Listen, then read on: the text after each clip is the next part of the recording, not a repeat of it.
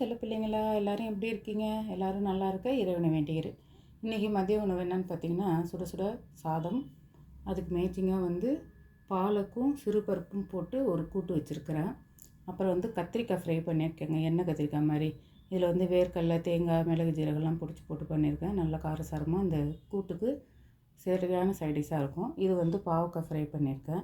அப்புறம் கொஞ்சம் போல் தக்காளி ரசம் வச்சுருக்கேங்க. ஏன்னா ரசம் இல்லாமல் இங்கே யாரும் சாப்பிட மாட்டாங்க. 2 நாளைக்கு ஒருக்காவது ரசம் வைக்கணும். அப்புறம் இன்றைக்கி நம்ம பேச போகிறது ஒரு பொது விஷயந்தாங்க. நேற்றுக்கு டிவியில் ஒரு நியூஸ் பார்த்தேன். 2 அக்கா தங்கச்சி பசங்க வந்து மெரினா பீச்சில் போய் ஞாயிற்றுக்கிழமை அன்றைக்கி சூசைட் பண்ண போயிருக்காங்க.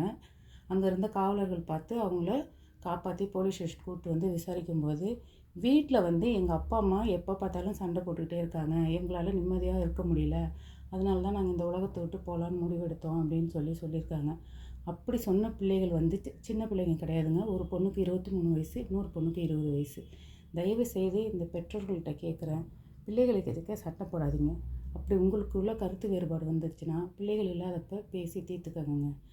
எங்கெங்கேயோ போய் ஆஃபீஸில் அங்கே இங்கேன்னு எல்லாருக்கிட்டையும் விட்டு கொடுத்து அனுசரித்து போகிறோம். வீட்டில் வந்து கணவன் மனைவிட்டையும், மனைவி கணவன்கிட்டையும் விட்டு கொடுத்து போகிறதுனால என்னங்க இருக்க போகுது? அப்போவே மனைவி பேசும்போது கணவன் பேசும்போது மனைவியும் அமைதியாக இருந்துட்டிங்கன்னா சண்டையே வராதுங்க.